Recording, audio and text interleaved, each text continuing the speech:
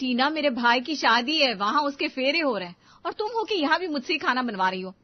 Please मेरी प्यारी भाभी, आपको पता है मुझे आपके हाथ के खाने के बिना कहीं मजा ही नहीं आता।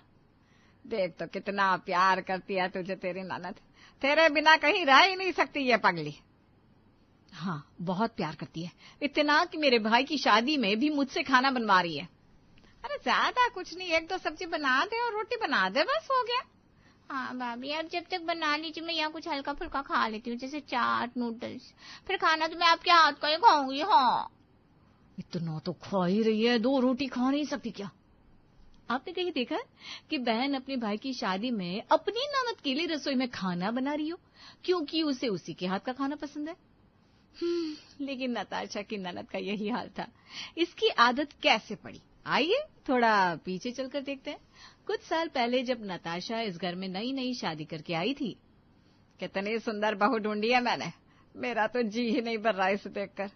नताशा बहू, तकिया है टीना, ये गौरव से 6 साल छोटी है, मतलब तेरी भी छोटी सी ननद हुई।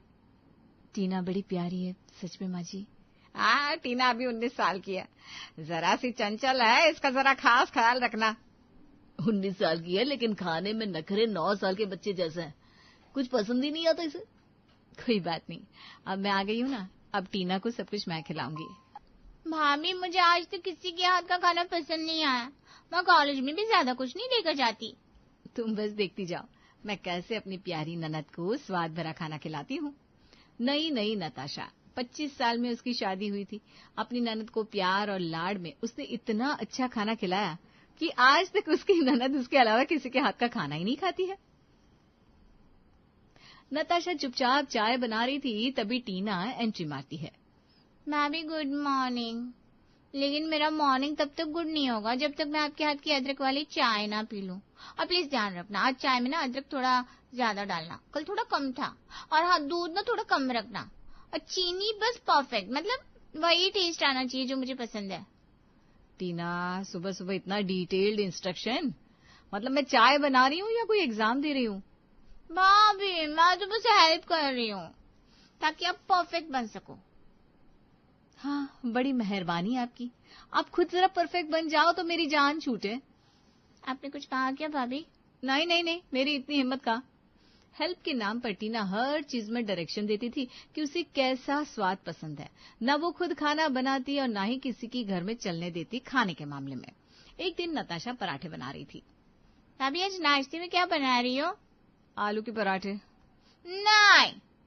क्या मतलब नहीं? मतलब नहीं, मुझे आज आलू नहीं खाना, मुझे आज आपके हाथ की स्पेशल गोभी वाले पराठे खाने हैं। टीना, हर दिन तुम्हारे मूड के हिसाब से खाना बनाना पॉसिबल नहीं है।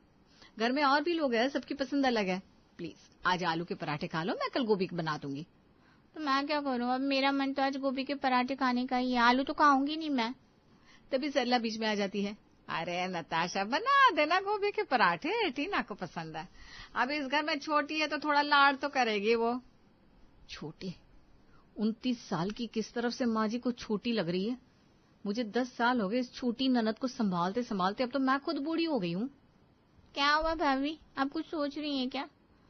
यही सोच रही है कि तेरे लिए कैसे स्पेशल गोभी के पराठे बनाए, है ना? हाँ, मेरी जिंदगी का मकसद ही बन गया है टीना के लिए रसोई बनाना। कितना प्यार करती है आप मुझसे भाभी। कभी कभी ज्यादा प्यार भी झंझाल बन जाता है। नताशा पहले टीना को छोटी समझकर उसकी हर जिद और डिमांड पूरी कर देती थी, लेकिन वक्त के साथ टीना के नखरे और उसका नताशा की रसोई की तरफ रुख बदल सा गया। अब हर दिन टीना बस यही कुछ गिने चुने सवाल किया करती। भाभी आज क्या बना रही हो? भाभी इसमें नमक थोड़ा कम है। भाभी ये रिपीट कर दो, बहुत अच्छा बना था। भाभी मेरे लिए अलग से बनाओ। अब नताशा इन चीजों से उबने लग गई थी। आज मैं सिंपल दाल चावल बना रही हूँ, ज्यादा एनर्जी नहीं है आज मुझ में, पूरा दिन बहुत काम था, पापड़ भी बनाने थे आज। क्या सिर्फ दाल चावल? भाभी ये तो हॉस्पिटल का खाना लगता है। तो तुम ही बना लो ना कुछ। नहीं मैं नहीं बना सकती, क्योंकि मुझे आपके हाथ का टेस्ट चाहिए ना। टीना देखो, आज मैं बहुत थक गई हूँ, आज तो मैं बस दाल चावल ही बना रही हूँ और कुछ नहीं। ठीक है, लगता है आज रात का खाना मुझे नहीं खाना पड़ेगा। अरे रे रे, ऐसा नहीं कहते बेटा, तुझे तो भाभी के हाथ के दाल चावल भी पसंद है ना। हाँ लेकिन भाभी अगर मुझे हाथ से खाना खिला दे तो ही मैं खाऊंगी आज। टीना, रूही तुमसे इतनी छोटी है, लेकिन आज तक मैंने उसे कभी अपने हाथ से खाना नहीं खिलाया।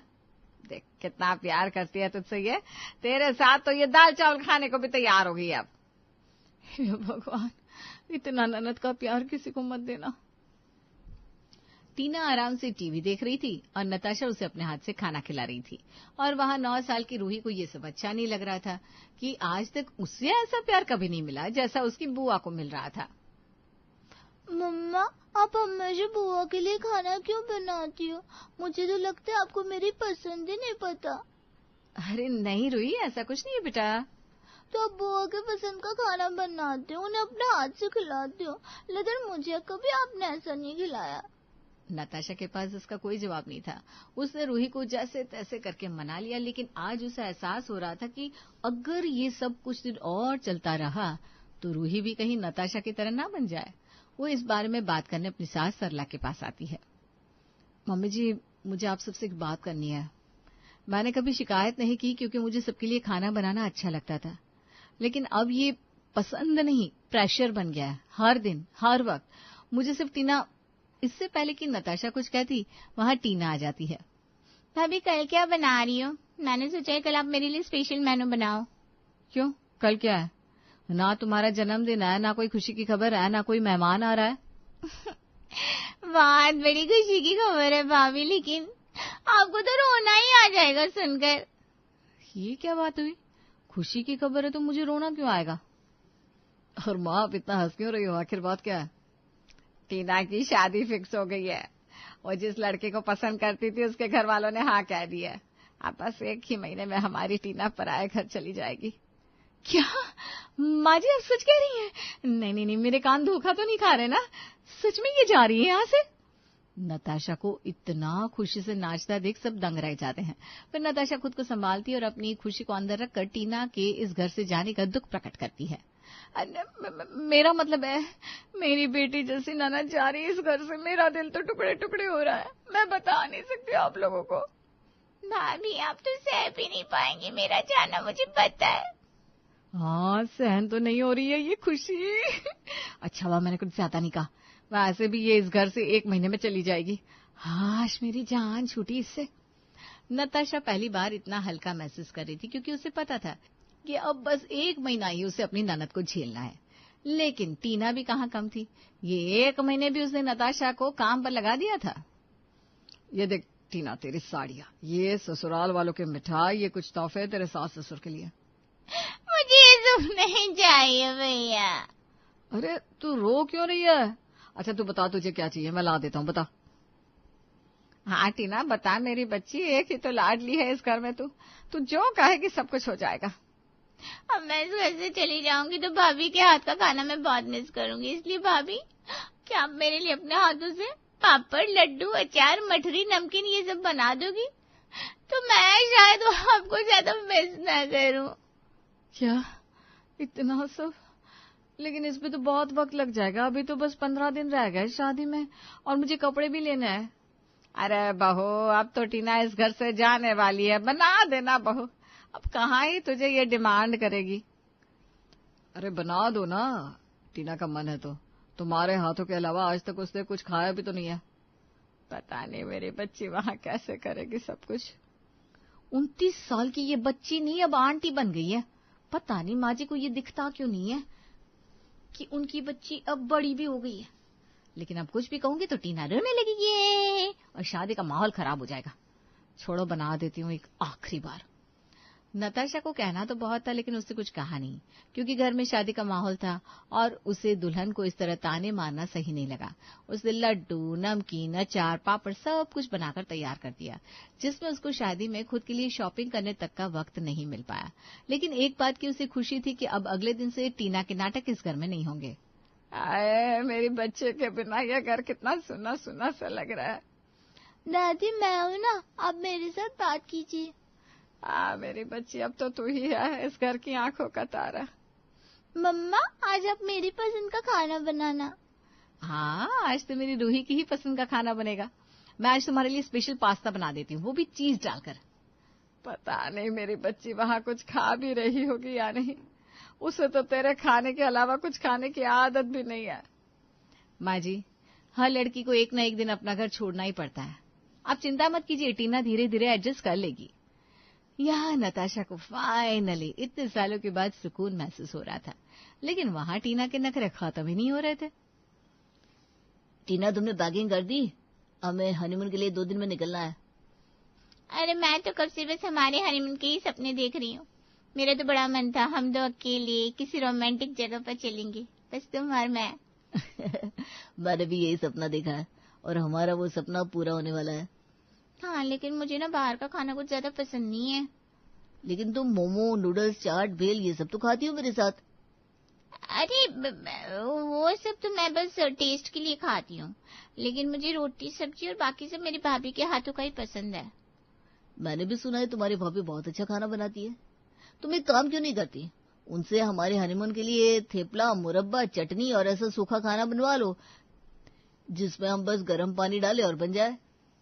वाह, क्या आइडिया दिया है तुमने। मैं आज पग फेरे के लिए जा रही हूँ ना, तभी उनसे बनवा लूंगी। और देखो, थोड़ा ज्यादा ही बनवा लेना, हम यहाँ मम्मी को भी दे देंगे, इससे तुम्हें भी आकर ज्यादा कुछ बनाना नहीं पड़ेगा। ये आइडिया तो मैंने सोचा ही नहीं था। मैं भाभी से ऐसे सूखे नाश्ते और ग्रेवी बनाने को कहूंगी जिससे मुझे बस गर्म पानी डालना पड़े और वो बन जाए। इससे मेरा काम भी आसान हो जाएगा। टीना ने अब प्यार का गलत फायदा उठाने की साजिश कर ली थी, जिसमें उसका पति कार्तिक भी उसका साथ दे रहा था। पग फेरों के लिए जब वो घर आती है तब वो फिर से अपने भाई और माँ के सामने, नताशा के सामने ये सब बनाने को कहती है। क्या? इसका मतलब तुम्हारे हनीमून पर भी तुम मेरी रसोई लेकर जाना चाहती हो? भाभी, आपको तो पता है मुझे किसी के हाथ का स्वाद इतना पसंद नहीं आता। अब बना दीजिए ना ऐसा खाना जिसमें मुझे बस गर्म पानी डालना पड़े। अगर ऐसा ही है तो आजकल मार्केट में भी बना बनाया खाना मिल जाता है, वही ले जाओ तुम। लेकिन उसमें आपके हाथ पर स्वाद नहीं होगा ना भाभी। आपके पास 2 दिन है, आप बना दीजिए, मैं यहाँ से पैक करके लेकर जाऊंगी। इस बार नताशा गौरव की तरफ देखती है, जैसे वो उससे कह रही हो कि तुम अपनी बहन को समझाओ, नहीं तो आज वो मेरे हाथ से पीटेगी। गौरव नताशा की बात को समझ जाता है और जल्दी ही टीना को टोकता है। टीना, ये क्या बात हुई? हनीमून पर कोई भाभी की रसोई लेकर जाता है क्या? वहां तो काफी चीजें मिलती है, वो खानी चाहिए तुम्हें। अरे आप टीना कह रही है तो क्या माँ जी? वो तुमसे कितना प्यार करती है बहू, जरा देखो उसका मासूम सा चेहरा। इस बार टीना की डिमांड गलत थी, लेकिन नताशा ने उस वक्त उसे कुछ नहीं कहा। शाम को जब टीना का पति कार्तिक उसे ससुराल वापस ले जाने आया तब नताशा अपने 3 सूटकेस के साथ बाहर आती है। भाभी ने इतना सब कुछ बना भी लिया इतनी जल्दी? अभी तो 2 दिन है भाभी हमारे हनीमून जाने में। मैं कहूँ और भाभी ना करे ऐसा कैसे हो सकता है? कितना प्यार करती है मुझे। वो तो है, तभी तो मैं भी आपके साथ चल रही हूँ आपके हनीमून पर। मजाक कर रही है ना भाभी? नहीं, मजाक क्यों? देखिए, मैंने बैग भी पैक कर दिए हैं। एक मेरा है, एक रूही का है। वो क्या है ना, वो भी मेरे बिना नहीं रह सकती, बिल्कुल टीना की तरह, इसलिए वो भी हमारे साथ चलेगी। इसमें मैंने स्टोव, मसाले सब कुछ रख लिया। आपके हनीमून पर रसोई मेरी खानी है ना आपको, तो मैं भी साथ चल लेती हूँ। भाभी, आप क्या कह रही हैं? आप हमारे साथ चल रही हैं? आपको पता है ना ये हमारा हनीमून है, जहाँ नए नए जोड़े जाते हैं घूमने। हाँ पता है टीना, लेकिन अब मेरी प्यारी ननद को मेरी इतनी आदत हो गई है, मतलब मेरी रसोई की इतनी आदत हो गई है, तो मैं उसे अकेले कैसे छोड़ सकती हूँ। इसलिए मैं और रूही भी आपके साथ चल रहे हैं। ये हम साथ में घूमेंगे? हाँ, तुम, बुआ और मैं और फूफा जी भी। क्यों, आएगा ना मजा? कार्तिक और टीना के हनीमून के सपने चूर चूर होते दिखाई दे रहे थे। उन दोनों ने जो रोमांटिक पल एक दूसरे के साथ बिताने का सोचा था वो सब कहीं गायब हो गए। लेकिन नताशा ने आज ठान लिया था कि वो तो ननद के हनीमून पर जाकर रहेगी। अरे नताशा बहू, ऐसा थोड़ी ना अच्छा लगता है नए जोड़े के साथ हनीमून पर जाना।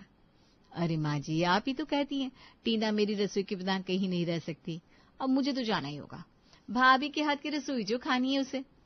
नहीं भाभी, ये टीना मजाक कर रही है, बस वो सब कुछ खा लेती है। बोलो ना तुम कुछ टीना। हाँ भाभी, मैं तो सब कुछ खा लेती हूँ, मैं तो मजाक कर रही थी। आप रहने दीजिए, हम चले जाएंगे। अब शादी के बाद तो सब कुछ संभालना ही पड़ता है। तुम सच कह रही हो ना? नहीं तो मेरा बैग तो पैक ही है, मैं अभी चलती तुम्हारे साथ। नहीं, आप अभी यहाँ ध्यान दीजिए, मैं अपना ससुराल देख लूंगी। चलो, अब देर हो रही है। अगर कभी मेरी याद आए तो बता देना, मैं आ जाऊंगी तुम दोनों के बीच में। मेरा मतलब है तुम्हारे ससुराल में। नहीं नहीं भाभी, आपकी ननद अब बड़ी हो गई है, चलो टीना। हाँ चलो ना, इससे पहले कि भाभी का प्यार उमड़ पड़े फिर से। बुआ तो भाग गई। भागी नहीं है बेटा, सबक सीख कर गई है। अरे तुम इतनी जल्दी कैसे नहाने जा रही हो आज? भूल गए हो क्या? आज लड़की देखने जाना है अपने शांतनु के लिए। अरे हाँ, मेरे तो दिमाग से ही निकल गया, लेकिन इतना जल्दी भी क्या उठना? क्योंकि मैं सोच रही हूँ आज 2-3 जगह जाकर निपटा कर आते हैं। वैसे भी बहुत दिन हो गए हैं रिश्ते देखते देखते। वो तो होगा ही, पता नहीं क्यों इतनी अच्छी अच्छी लड़कियां रिजेक्ट कर दी है तुमने। शादी तुम्हें करनी है या अपने बेटे को? अरे क्यों ना करूँ रिजेक्ट, एक ही तो लड़का है और फिर उसकी पढ़ाई लिखाई में इतना खर्चा किया है, इतनी अच्छी नौकरी है उसकी, लड़कियां तो रिजेक्ट करूंगी ही ना। ये मत भूलो, लड़के के बाद उसकी छोटी बहन भी है। बेटे की शादी के चक्कर में बेटी की उम्र ना निकल जाए। ऐसा कुछ नहीं होगा, मैंने आज बहुत अच्छा सपना देखा है।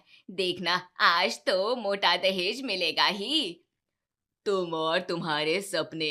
चलिए अब आप उठ जाइए, मैं भी देखूं अभी तक काम वाली आई है या नहीं। ठीक है, जाओ जाओ। वीना तैयार होकर बाहर आ जाती है और देखती है कि अभी तक काम वाली नहीं आई थी। वो झाड़ू उठाकर दरवाजे की साफ सफाई में लग जाती है। अरे अरे आंटी जी, क्या कर रही हो? अभी हाल हम गंदे हो जाते। कभी कभी टाइम पर भी आ जाया करो। अरे टाइम पर ही तो है। अरे ये तू कैसे बात कर रही है? मुझे तो तेरी ये भाषा समझ ही नहीं आती है। का बताएं आंटी जी, सासू माँ आई है गाँव से, बिना संगे रह के हमारी तो भाषा को पापड़ी चाट हो जाता है। ठीक है, अंदर आजा, आज बहुत काम है तुझे। हाँ दिखाई तो दे रो है, आज फिर जाए रही होंगी तुम मोड़ी देखवे। अरे तू चुपचाप काम कर, कुछ मत बोल। ठीक है, हम जात हैं। निशा रसोई में जाकर नाश्ते की तैयारी में लग जाती है और वीना अपने बेटे शांतनु को जगाने के लिए उसके कमरे में जाती है। उफ, कितना फैला कर रखता है तू कमरे को, कभी तो सामान ठीक से रख लिया कर। मम्मी, कभी तो सुबह सुबह कोई और डायलॉग बोला करो। हाँ, माँ की बातें तो डायलॉग ही लगेगी ना। क्या हुआ, आज नए नए कपड़े क्यों पहन लिए आपने? एक मिनट, और कोई लड़की देखने तो नहीं जा रहे ना? बिल्कुल सही समझा। नहीं मम्मी, मुझे नहीं देखने जाना। ऐसा लगता है इस शहर की आधी से ज्यादा लड़कियां देख ली है मैंने, सब जानने लग गए हैं। ऐसा कुछ नहीं है, 2-3 रिश्ते और देखे हैं, आज उनसे मिलने जाना है, ऑफिस से हाफ डे ले लेना। मम्मी यार, मुझे नहीं जाना है। जाना तो पड़ेगा बेटा, अपनी बहन के बारे में सोच, उसकी भी शादी की उम्र हो रही है, तेरी शादी हो तो एक चिंता कम हो हमारी। मम्मी, ये कैसा इमोशनल ब्लैकमेल कर रही हो आप? सच ही तो है, मेरे तो बाल सफेद हो गए हैं। अच्छा ठीक है, आ जाऊंगा। वीणा खुश होकर बाहर आ जाती है और देखती है कि उसकी बेटी प्रिया जिम से वापस आ गई थी। बड़ी खुश नजर आ रही है, क्या बात है? मेरा 1 किलो वजन कम हो गया। तेरा वजन बढ़ा ही कब था जो तू कम कर करके और आ जाती है। मम्मी, आपको नजर नहीं आएगा। हाँ ठीक है, अब जाकर नहा ले और कॉलेज मत जाना आज। क्यों माताश्री? क्योंकि आज भैया के लिए रिश्ता देखने जाना है। माताश्री, अब आप ये स्वीकार कर लीजिए, इस शहर में आपके पुत्र हेतु कोई भी कन्या बची ही नहीं है। बंद कर दे अपनी नाटक कंपनी और शुभ शुभ बोल। जी माताश्री। आ गई मेरी गुड़िया। प्रणाम पिताश्री, आज रथ किस दिशा में प्रस्थान करेगा? आज हमें शिवनगर की गलियों में भटकना है। और पुत्री, तुम्हें ये जानकर आश्चर्य होगा कि तीनों लड़कियां आपस में पड़ोसी हैं। हे प्रभु, वहां तो अलग ही प्रतियोगिता हो रही होगी। माताश्री, आपको तनिक शर्म भी नहीं आई? बस कर जाओ तुम दोनों बाप बेटी, जब देखो तब नाटक नौटंकी। मम्मी, मैं ऑफिस जा रहा हूँ, हाफ डे पर वहीं चौराहे पर मिल जाऊंगा, आप लोग आ जाना।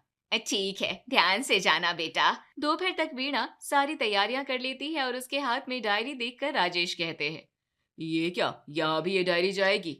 अरे पापा, ये तो मम्मी की पुश्तैनी डायरी है, ये कैसे नहीं जाएगी? सही कहा, आधे से ज्यादा बेइज्जती तो हमारी इस डायरी की वजह से होती है।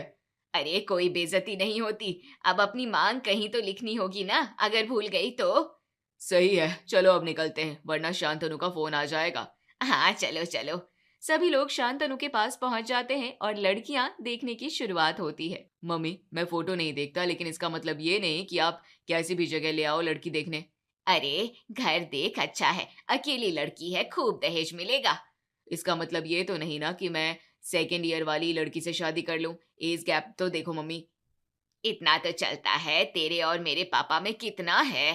3 साल मम्मी, ये 8 साल हो रहा है, चलो यहाँ से। और अंकल जी, आप उसे पढ़ाई पूरी करने दीजिए, शादी तो होती रहेगी। लो, इस बार पहला घर भैया ने रिजेक्ट कर दिया, चलो अब अगले घर की बारी। मम्मी, इसकी एज ठीक है ना?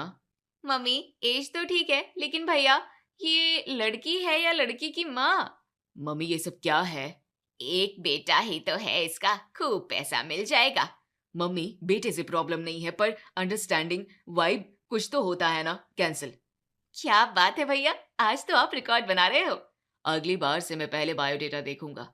अच्छा ठीक है, अब कम से कम आखिरी लड़की तो देख ले। ठीक है, चलिए। सभी लोग तीसरी लड़की के घर आते हैं और यहाँ सब ठीक ठाक लगता है यहाँ बात बन जाएगी। बहन जी, हमें आपका लड़का बड़ा पसंद आया, आप लोग पंडित जी से जल्द ही मुहूर्त निकलवा लेना। जी बहन जी, हमें भी लड़की अच्छी लगी, लेकिन मुहूर्त से पहले कुछ लेन देन की बात कर लें। लेन देन?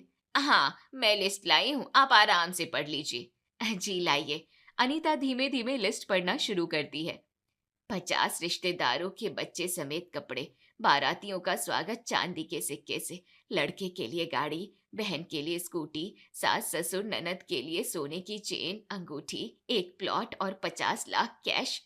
जी बस इतना ही बहन जी। अरे ये तो हमारी तरफ से है, बाकी आप जो अपनी बेटी को प्यार से देना चाहें, घर का जरूरी सामान भी तो देंगी ही ना। इतना भी क्यों, हमारी बेटी के नाम पर फ्लैट है वो दे दे। अरे वाह, लगता है रिश्ता पक्का होकर ही रहेगा। बेटा, आप कितनी पढ़ी लिखी हो? आंटी, मैं कॉलेज में हूँ। अच्छा, गेट आउट का हिंदी मतलब पता है आपको? जी समझ गई। सभी लोग घर से बाहर आ जाते हैं और गुस्से में वीणा की तरफ देखते हैं। आज के बाद मैं तो नहीं आऊंगा तुम्हारे साथ, मैं कुंवारा ही ठीक हूँ। मुझसे तो कोई उम्मीद ही ना रखना, हो गया आज मेरा, बड़ी इज्जत से बेइज्जती हुई है आज मेरी। अरे तुम लोग चिंता मत करो, देखना हमारे शांतनु को खूब दहेज मिलेगा। दहेज का तो पता नहीं, किसी दिन चप्पलें जरूर पड़ जाएंगी हमें। नहीं, मैंने भी ठान लिया है, दुनिया का सबसे अच्छा रिश्ता ढूंढ कर लाऊंगी अपने बेटे के लिए। भैया, आप तो कुछ बोलोगे नहीं मम्मी को? आज तक तुम लोगों के पापा कुछ बोल पाए हैं मुझे? ठीक है, अब चलो, सब लोग देख रहे हैं। सभी लोग थक हाक कर घर आ जाते हैं और देखते हैं कि निशा टीवी में कोई पिक्चर देख रही थी जिसमें शादी के सीन चल रहे थे। निशा आंटी, जब से हमने भैया के लिए रिश्ते देखने शुरू किए हैं और हम घर वापस आते हैं, आप हमें ऐसी ही पिक्चर देखती मिलती हो। अरे तो अब जामे हमारी का गलती, तुम औरन की टीवी पर जाई तो आत है क्या बोला? कछु नहीं, हम अब घरे जाए रे, सब काम निपटा दो। हाँ हाँ चली जा, और कल से टाइम पर नहीं आई तो देख लेना। अगले कुछ दिन घर में शांति थी। शांतनु लड़की के नाम से भी चिढ़ जाता था। बेटा देख, ये लड़की सुंदर भी है, पढ़ी लिखी है और तेरे काबिल भी लग रही है। मम्मी, मुझे शादी नहीं करनी है अब। ठीक है, अभी नहीं करनी तो कभी तो करनी होगी। नहीं नहीं नहीं, मुझे कभी नहीं करनी। इतना कहते हुए शांतनु का मूड खराब हो जाता है और वो घर से बाहर निकल जाता है। मम्मी को समझ क्यों नहीं आता है, नहीं करनी मुझे शादी। मुझे भी नहीं करनी है कौन आप? अरे मैं तो बस यहीं रहती हूँ, थोड़ा दूर, घर वालों का प्रेशर ही खत्म नहीं होता, खाना भी नहीं खाया मैंने। तो अब आप कहाँ जा रही हैं? गोलगप्पे खाने, पता है कितना भी मूड खराब हो, गोलगप्पे खाओ, बात खत्म। काश ये सच हो। आपने कभी ट्राई किया है? नहीं तो चलो फिर आज आपको भी बताती हूँ मूड ठीक कैसे करते हैं। लेकिन आप मुझे जानती हैं क्या? अरे गोलगप्पे खाने में कंपनी देने के लिए जाने की क्या जरूरत है? शांतनु को साक्षी का ये बिंदास लहजा भा जाता है और वो उसके पीछे पीछे चल देता है। रास्ते भर साक्षी कुछ न कुछ बोलती रहती है, लेकिन शांतनु की नजर तो उसके चलते हाथों और बड़बड़ाते होठों पर थी। बीच बीच में वो आंखें बड़ी छोटी करके बातें करती, जिससे शांतनु तो उस पर और फिदा होता जा रहा था। हेलो, क्या हुआ, कुछ तो बोलो। क्या हुआ, आ गए क्या? और क्या, ये रहा गोलगप्पे का ठेला। अरे हाँ, वैसे नाम क्या है तुम्हारा? मेरा नाम साक्षी है, प्यार से लोग मुझे किट्टू बोलते हैं। और तुम्हारा? शांतनु। बस, प्यार से लोग तुम्हें कुछ नहीं बोलते? प्यार से मम्मी कुछ भी बुला लेती है, बाकी लोगों का पता नहीं। अच्छा, मतलब सिंगल टाइप आदमी हो? हाँ सिंगल टाइप, तभी तो शादी के लिए प्रेशर है। देखने से तो नौकरी चाकरी वाली लगते हो, सेटल हो, फिर भी प्रेशर। मुझे तो कोई नौकरी नहीं है, इसलिए घर वाले कहते हैं कि शादी ही कर लूं। इतना आसान नहीं है शादी करना।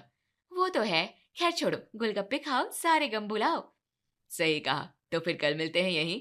हाँ हाँ, गोलगप्पे के लिए मैं भी कभी मना नहीं करूंगी, अब चलती हूँ। शांतनु और साक्षी अपने अपने घर चले जाते हैं और अपने भाई को खुश देखकर प्रिया कहती है, क्या बात है भैया, बड़े खुश नजर आ रहे हो। क्यों, मैं खुश नहीं हो सकता क्या? बिल्कुल हो सकते हो, क्यों नहीं हो सकते, बताओ क्या बात है। कोई बात नहीं है, पढ़ाई में दिमाग लगा, नहीं तो तेरी शादी करवा देंगे। मम्मी के आगे किसी की नहीं चलती, आपकी ही होगी पहले तो। चल चल जा।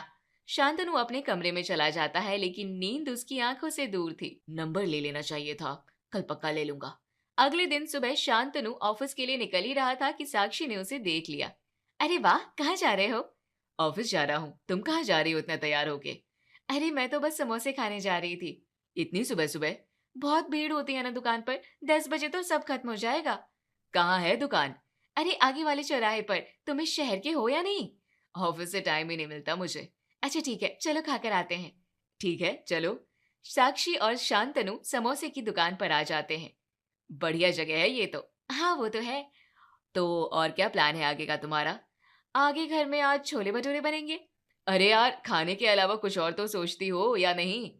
सोचना क्या है यार, बहुत टेंशन होती है फ्यूचर की। फिर सोचती हूँ अब जब घर वालों ने शादी करवाने की ठान ही ली है तो आराम से जीती हूँ जिंदगी।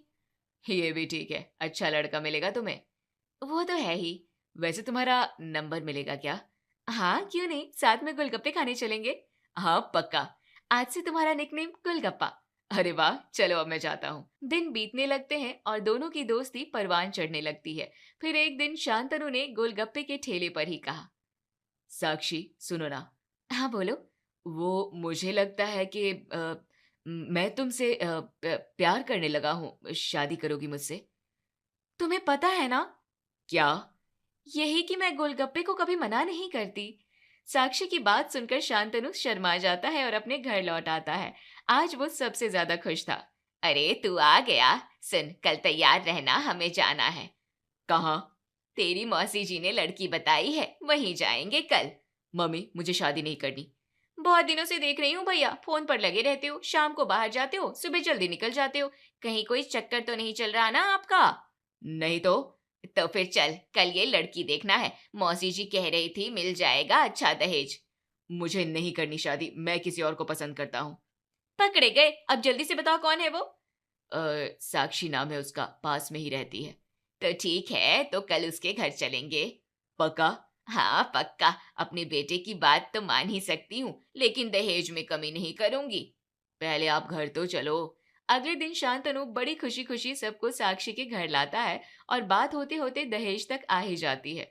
आप लोग सोच समझकर जवाब दे दीजिएगा, अब हम चलते हैं। भैया लगता नहीं मम्मी का दिल भरा है। अच्छा भी बोल लिया कर कभी। ठीक है, अच्छा ही होगा। अगले दिन शाम को साक्षी गोलगप्पे के ठेले पर उदास खड़ी हुई थी। क्या हुआ, खा क्यों नहीं रही? यार तुम्हारी मम्मी ने तो इतना दहेज मांग लिया है जितना तो मेरी फैमिली सब कुछ बेच करके भी ना दे पाए। तुम अपनी मम्मी से बात करो ना। यार मम्मी को मनाना आसान नहीं है, मैं उनसे लड़ाई नहीं करना चाहता। तो फिर तुम मुझे प्यार नहीं करते क्या? मैं तुम्हें छोड़ना नहीं चाहता। ठीक है, तो दहेज तो हम नहीं दे सकते, तुम मुझे भूल जाओ। अरे सुनो तो। साक्षी बिना कुछ कहे सुने वहां से चली जाती है। उसका ध्यान रास्ते पर कम और शांतनु की मम्मी पर ज्यादा था, जिससे वो एक आदमी से टकरा जाती है। माफ कीजिए अंकल। क्या हुआ, तुम उदास क्यों हो बेटी? क्या बताऊं अंकल, मेरी सास बहुत दहेज मांग रही है और मैं अपने प्रेमी से शादी करना चाहती हूँ। वो अपनी मम्मी से लड़ना भी नहीं चाहता। मैं तो आज ही सोसाइटी में आया हूँ। वैसे नाम क्या है तुम्हारे प्रेमी का? शांतनु। अरे ये तो मेरा ही नाम है। क्या बात कर रहे हैं आप, बड़ा अच्छा कोइंसिडेंस है। हाँ वो तो है। वैसे मैं तुम्हारी सास का नाम जान सकता हूँ? ना होने वाली सास। अरे बताओ तो। वीना। बस इतनी सी बात, तुम परेशान मत हो, समझो तुम्हारी शादी हो गई। साक्षी काफी देर तक उस आदमी से बातें करती है और अपने घर लौट आती है और शांतनु को फोन करती है। और क्या हाल है गोलगप्पे? कुछ मत कहो, सूखी पापड़ी विद एक्स्ट्रा मिर्ची हो गया हूँ। कोई बात नहीं, वैसे कल तुम लोग कहीं जा तो नहीं रहे हो ना? नहीं। क्यों? मैं कल घर पर आ रही हूँ। तुम क्यों अपना मूड खराब कर रही हो? मैं कोई ना कोई रास्ता निकाल लूंगा। तब तक मेरे घर वाले रिश्ता फाइनल कर देंगे, टाइम नहीं है इतना मेरे पास। तो मम्मी को मनाने का कोई रास्ता है तुम्हारे पास? रास्ते होते नहीं है, बनाने पड़ते हैं। अच्छा लेकिन फिर भी। लेकिन कुछ नहीं, मैं कल आ रही हूँ, बस बात खत्म। अगले दिन साक्षी बड़ी खुश होकर शांतनु के घर आती है। तुम क्यों ही आई यार, मैं कुछ करता हूँ ना। मुझे सासू माँ से 10 मिनट बात करनी है। मम्मी से बात? यार मुझे कोई लड़ाई झगड़ा नहीं चाहिए, मैं मम्मी को मना लूंगा ना। अरे साइड हटो। सासू माँ चलिए ना, आपसे कुछ बात करनी है। चलो। साक्षी और वीणा एक कमरे में आ जाते हैं और साक्षी कहती है, सासू माँ, वादे भी कितनी अच्छी चीज होते हैं ना करने से ज्यादा निभाने में मजा आता है। और आप तो वादा निभाने में टॉप पर हैं। क्या बोल रही हो तुम? कुछ नहीं, मैं तो बस यही कह रही हूँ कि आप मेरी और शांतनु की शादी के लिए हाँ कर दीजिए, वरना एक वादा ऐसा है जो अगर सबके सामने आ गया तो अंकल जी को बड़ा बुरा लगेगा। साफ साफ बोलो। तो सुनिए। साक्षी अपनी बात खत्म करती है और थोड़ी ही देर में वीणा साक्षी को गले लगाते हुए बाहर आती है। मेरी बहू आज से साक्षी है, मुझे कोई दहेज नहीं चाहिए, कुछ नहीं चाहिए, बस जल्दी से बेटा तू साक्षी को घर ले आ। हैं, ये क्या हुआ? सूरज पश्चिम से कैसे निकल पाओ रो आज? तू मुंह बंद कर और मिठाई ला। क्या बात है मम्मी से तुमने क्या बात की? ये हमारे बीच की बात है गोलगप्पे, शादी के लिए तैयार हो जा। जैसे भी हो, चलो मम्मी तो मान गई। तुम्हारी तबीयत तो ठीक है ना? हाँ, सब सही है। मम्मी जी, आपको काम था ना कुछ? पता नहीं क्या क्या सपने सजाए थे, बड़े सस्ते में निपट गई मैं तो। वादे भी सोच समझ के करने चाहिए थे। वीणा अपना माथा पीट लेती है और पुरानी यादों में खो जाती है। शांतनु, मैं तुमसे शादी नहीं कर सकती, मेरे घर वाले मानने को तैयार नहीं है। ऐसा करो ना वीणा, शादी के बाद तुम मुझे भूल जाओगी ना? शांतनु, मैं तुम्हें भूल नहीं सकती। मैं अपने बेटे का नाम तुम्हारे नाम पर ही रखूंगी। मैं तुम्हें भूलना नहीं चाहती। कभी किस्मत में होगा तो मैं तुमसे जरूर मिलने आऊंगा। चलता हूँ। अपना ध्यान रखना। अरे मम्मी, क्या सोच रही हो आप? कुछ नहीं बेटा, तू मिठाई खा। सभी लोग खुशी खुशी मिठाई खाते हैं और साक्षी बिना दहेज के ही वीणा की बहू बनकर घर आ जाती है।